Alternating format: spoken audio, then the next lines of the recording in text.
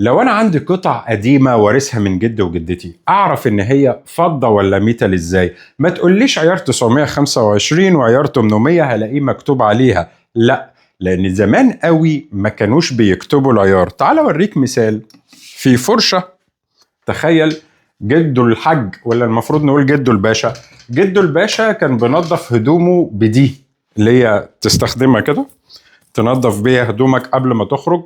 كانت من الفضة الصافي. تعال اعرفك بنعرف العيار ازاي، وكخبير مثمن اعرف عمر القطعة ازاي.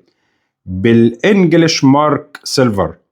كان زمان الفضة الانجليزي، خليني اثبت ايدي اكتر كده اوضح يا صديقي، صح؟ كان زمان الفضة الانجليزي بتختم الاسد ده او الهلب.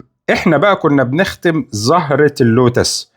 فدي كده فضة صافي وقديمة يا صديقي. واعترف يا صديقي اللي انا استوحيت ختم الاسد من الفضة القديمة. تخيل جمالها. احنا بقى استوحينا ايه كمصريين؟ استوحينا زهرة اللوتس. شوف جده كان بينظف هدومه فيه. دي اشبه بطقم المعالق برضو اللي كانت بتبقى موجودة زمان. حبيت افرجك على قطعة تحفة من الفضة جدودنا كانوا بيستخدموها، يقدر عمرها 1910 1920. واتمنى لك يوم جيد.